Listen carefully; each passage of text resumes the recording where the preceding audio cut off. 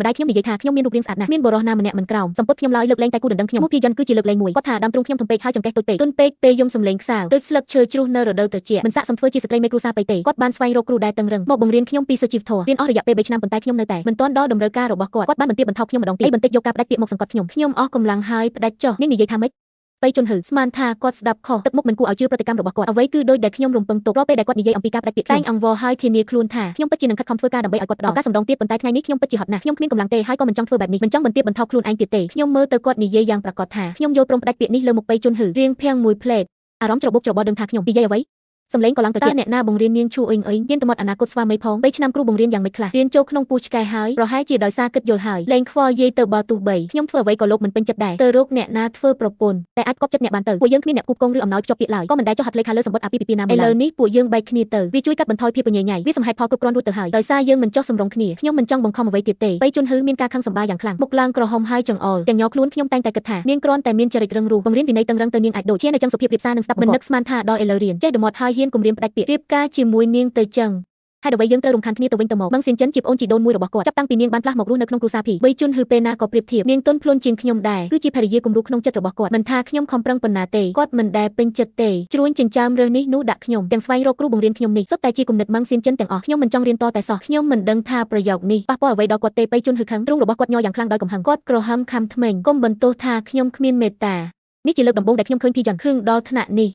គាត់មានចរិតស្លូតបូតតាំងពីកុមារភាពគាត់លេចធ្លោជាងហ្វូងមនុស្សមានភាពចាស់ទុំនិងមានស្ថិរភាពនេះជាអ្វីដែលខ្ញុំចូលចិត្តបំផុតអាកប្បកិរិយាស្មោះត្រង់និងមានលក្ខណៈមានចរិតល្អល្អប៉ុន្តែគាត់រើសអើងខ្ញុំគ្រប់បែបយ៉ាងថាស្អីក៏ប្រៀបមិនបាននឹងគាត់ខ្ញុំក៏មានអារម្មណ៍ថាអាណិតខ្លួនឯងដែររូបរាងដ៏ស្រស់ស្អាតរបស់ខ្ញុំមិនមែនជាកំហុសរបស់ខ្ញុំទេភាពតាក់ទាញគឺជារឿងពីកំណើតតែគាត់បែបគិតថាជាកំហុសខ្ញុំមើលងាយខ្ញុំមានមួយរយៈនោះខ្ញុំមិនហ៊ានសំបីតែមើលកញ្ចក់ខ្ញុំមានអារម្មណ៍ថាខ្លួនឯងអាក្រក់ហើយមានរូបរាងមិនល្អដល់ថ្នាក់មិនហ៊ានចេញពីផ្ទះខ្ញុំខ្លាចគេឃើញខ្លាចគាត់មិនសប្បាយចិត្តជីវិតបែបនេះខ្ញុំធុញទ្រាន់ហើយប្រពន្ធបីនេះអ្នកណាចង់ធ្វើទៅខ្ញុំលែងចង់បានវាទៀតហើយបេជុនហឺស្ដីបន្ទោសខ្ញុំអស់រយៈពេលយូរដោយកំហឹងបន្ទាប់មកគាត់បានងាកហើយចាក់ចេញបន្ទាប់មកខ្ញុំបានឲ្យមនុស្សប្រាប់ទៅឲ្យធ្លាប់ទៅជួបជាមួយគាត់កាលពី2ឆ្នាំមុនការជួបជុំភ្ញាក់ផ្អើលម្ដងគាត់បានទៅចូលស្ដីច្រើនដងខ្ញុំបានបដិសេធសំណើរៀបការទាំងអស់ពីបរិបទនេះខ្ញុំផ្លាស់ប្ដូរគំនិតហើយព្រះនាងជាងជាមនុស្សល្អណាស់ព្រះអង្គម្ចាស់ក៏ត្រូវតែល្អដូចគ្នាដែរជាជាងជាប់គាំងក្នុងវត្តគ្មានទីបញ្ចប់ឈឺខ្លួនឯងមិនដូចកាត់ចំណងអាក្រក់ចេញហើយរៀបការជាមួយអ្នកផ្សេងនោះគឺជា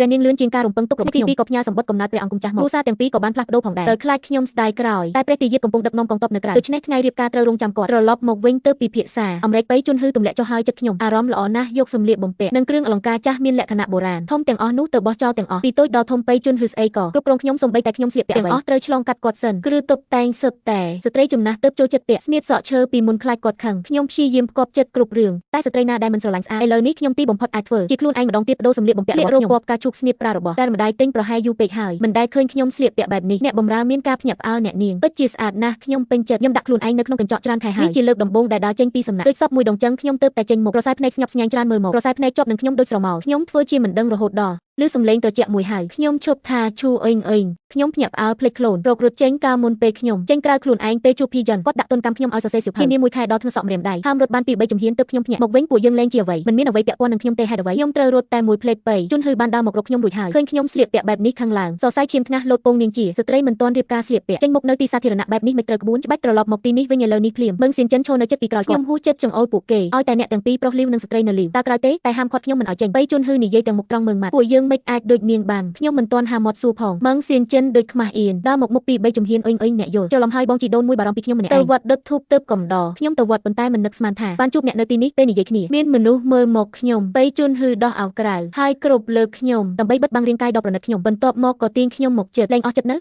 ៅត្រឡប់មកជាមួយខ្ញុំវិញណារាប់ក៏ដៃឡើងឈឺខ្ញុំក៏មានកំហឹងដែរខ្ញុំបានរុញគាត់ចេញខ្ញុំមិនទៅទេយើងបានផ្ដាច់ពាក្យរួចហើយរឿងរបស់ខ្ញុំលោកមិនបាច់ខ្វល់ទេភ្នែករបស់ម៉ងសៀនចិនរំលេចចេញភាពមិនគាំទ្រអ៊ុយអ៊ុយបងជីដូនមួយបារម្ភពីអ្នកមិនអាចនិយាយដាក់គាត់ចឹងទង្វើបញ្ច្រាស់គាត់ធ្វើឲ្យគាត់ខឹងសម្បាភីយ៉នមិនខ្វល់បំណងប្រាថ្នារបស់ខ្ញុំទាញខ្ញុំឡើងលើទេហើយមិនស្ដាប់ខ្ញុំដកស្នៀតសក់របស់ខ្ញុំជូតក្រែមមុខមាត់របស់ខ្ញុំវាអាក្រក់ណាស់នាងមិនអាចរៀនគោរពច្បាប់ឲ្យបានច្រើនដូចសៀនអូទេភីយ៉នជូតខ្លាំងធ្វើឲ្យសក់មុខរបស់ខ្ញុំត្រូវឈឺចាប់សក់ក្រញាស់ដូចជាស្ត្រីឈួតចឹងខ្ញុំខឹងខ្លាំងរហូតដល់យំហូរទឹកភ្នែកក្រោយត្រឡប់ទៅផ្ទះវិញបៃជុនហឺបានបញ្ជាឲ្យគេបញ្ជូនយកសម្លៀកបំពាក់និងគ្រឿងអលង្ការទាំងកែមើលរបស់អស់នេះសំបីតែម្ដាយក៏មិនពាក់ធ្វើឲ្យខ្ញុំខឹងចង់យកលើងបានឆេះវាទាំងអស់ថ្ងៃបន្ទាប់បៃជុនហឺបានមកលេងម្ដងទៀតម៉ងសៀនចិនដើរតាមពីក្រោយយ៉ាងប្រកៀកក្រោយគាត់ខ្ញុំងឿងឆ្ងល់មើលទៅគាត់ពើងចង្ការនិយាយត្រជាក់ចាប់ពីថ្ងៃនេះទៅសៀនអូគឺជាគ្រូរបស់នាងគាត់នឹងបង្ហាត់នាងឲ្យចេះលក្ខណៈគ្រប់គ្រាន់ជាស្ត្រីមេផ្ទះខ្ញុំខឹងតបទៅបៃជុនហឺតើខ្ញុំត្រូវនិយាយប៉ុន្មានដងទៀតចប់ពាក្យបានលោកចោលឲ្យអ្នកខ្លងមែនទេនិយាយចប់ភ្លាមខ្យល់បក់យ៉ាងខ្លាំងមកលើមុខរបស់យើងម៉ងសៀនចិនយករំពាត់វាយ៉ាងខ្លាំងលើមាត់ខ្ញុំពីសម័យបុរាណស្ត្រីរៀបការហើយគឺត្រូវតាមតើអ្នកអាចជាមួយបងជីដូន មួយបែបនេះដោយរបៀបណាខ្ញុំត្រូវនាងវាយឡើងគាំងការជឿចាប់ដ៏មុតស្រួចមួយពីរបូមាត់លាតចេញមិនបានប៉ុន្មានវិនាទីប៉ុណ្ណោះបូមាត់ក៏ហៅវាជឿចាប់ខ្លាំងណាស់ខ្ញុំស្ទើរតែស្រក់ខ្ញុំខឹងយ៉ាងខ្លាំងឆក់យករំពាត់ចង់វាយទៅវិញតែបានកងបេជុនហេចាប់ជាប់គាត់ជ្រួញចិញ្ចាមភ្នែកដូចមើលមនុស្សមិនកើតការសៀនអូននិយាយត្រូវឥឡូវនេះគាត់ជារបស់នាងគ្រូបង្រៀនមានសិទ្ធិមើលគ្រប់គ្រងវិន័យគាត់វាយនាងមែនតែដើម្បីឲ្យនាងល្អ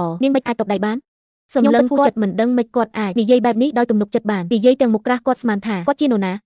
ឪពុកម្ដាយខ្ញុំក៏មិនទេមានសិទ្ធិអ្វីមកគ្រប់គ្រងខ្ញុំខឹងខ្លាំងណាស់រហូតដល់ញ័រសាច់ចង្អុលទៅទ្វារចេញឲ្យអស់ចេញពីទីនេះហើយសភាពខ្ញុំបែបនេះភ្នែករបស់ប៉ៃជុនហឺអស់សង្ឃឹមឈូអុយនាងពេលណាខ្លាយទៅជាមិនសមហេតុផលបែបនេះ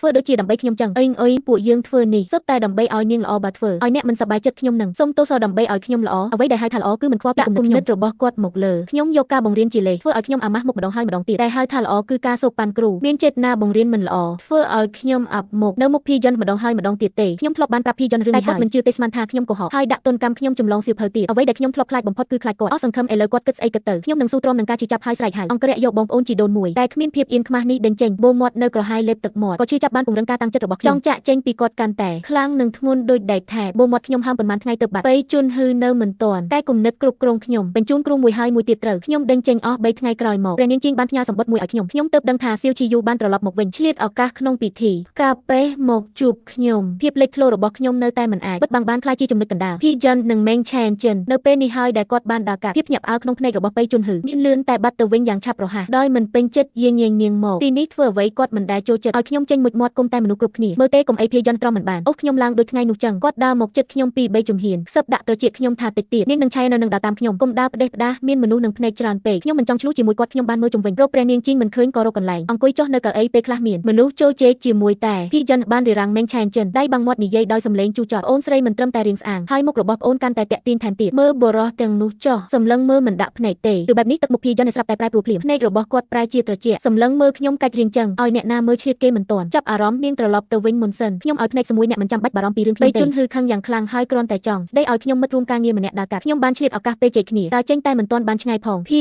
យ៉នតាមជាប់ចាប់អូសទាញខ្ញុំទៅរកទ្វារខ្ញុំឲ្យគេរងចាំនៅខាងក្រៅទ្វារនាងចេញពីទីនេះព្រះនាងជីងអញ្ជើញខ្ញុំមិនទាន់បានឃើញនាងនៅឡើយទេវាមិនសមរម្យទេប្រសិនបើចាក់ចេញមុននោះគាត់ទាញខ្ញុំពី3ជំហានទឹកមុខដូចធុញទ្រាន់ខ្ញុំមានរឿងត្រូវធ្វើបេជុនហឺលែងខ្ញុំទៅបេជុនហឺខឹងពោះចិត្តមើលមកខ្ញុំនាងអាចមានរឿងអ្វីកុំគិតថាខ្ញុំមិនដឹងទេនាងមកនេះដើម្បីឃើញខ្ញុំឥឡូវឃើញហើយហេតុអ្វីមិនព្រមចាក់ចេញនៅចង់នៅទីនេះឲ្យពួកប្រុសទាំងនោះមើលទេមែនខ្ញុំមិនដឹងថាគាត់មុខក្រាស់ចឹងទេទឹកមុខអាក្រក់ដើរឆ្ងាយពីគាត់បើចឹងមែនតើវាយ៉ាងម៉េចលោកត្រូវជាស្អីនឹងខ្ញុំថៃបានខ្វល់ពីខ្ញុំបេជុនហឺទឹកមុខធ្លាក់ខ្ញុំគឺអនាគតស្វាមីរបស់នាងទើបតែនិយាយចប់សំណើចចំអកមួយបានលាន់ឡើងពីក្រោយខ្នងលោកបេនៅមិនទាន់ដឹងថាគូដណ្ដឹងខ្លួនបានផ្លាស់ប្ដូរហើយទេដឹងបេជុនហឺសម្លឹងមើលសម្បត្តិអាពីពីនោះដោយការចំអកបានញឹមហើយក្រវីក្បាលទឹកមុខហួសចិត្តអុយខ្ញុំដឹងថានាងកំពុងខឹងសម្បាប៉ុន្តែរឿងនេះមិនអាចលេងសើចបានទេហើយងាកមើលទៅសៀវជីយូដោយទឹកមុខមើងម៉ាត់អ្នកប្រុសខាងនេះធ្វើត្បិតមិនដឹងថានាងចំណាយប្រាក់ប៉ុន្មានដើម្បីជួលលោកនោះទេអ្នកសម្ដែងបន្លំជាញាតិរាជវង្សជាបទល្មើសប្រហារជីវិតតនឥឡូវនេះគ្មានអ្នកណាស៊ើបអង្កេតទេប្រញាប់ចេញពីទីនោះទៅពងមនុស្សដំបងឡើយយោថាជាវខៀគួរឲ្យស្ញប់ស្ញែងតែលើពាក្យសម្ដីរបស់ភីយ៉នហើយក៏ភ្ញាក់ខ្លួនមកវិញពួកគេក៏ចង្អោរខ្សឹបខ្សៀវសម្លេងនោះស្រាប់តែកាន់តែខ្លាំងឡើងការពិតវាគ្រាន់តែជាការសម្ដែងប៉ុណ្ណោះអ្នកនាងជួបពិតជាគ្មានភាពខ្មាស់អៀនណាស់ធ្វើបែបនេះដើម្បីបង្អាប់គូដណ្ដឹងរបស់ខ្លួនយកប្រុសប្រិយមកសម្ដែងជារីករាយគឺជារឿងមិនសមហេតុផលទាំងស្រុងមានតែលោកប៉ៃមានចិត្តទូលាយបើជាអ្នកផ្សេងវិញប្រហែលបោះសម្បត្តិចូលហើយមឹងសៀនចិនដើរមកមុខហើយទាញដៃអោរបស់ចិន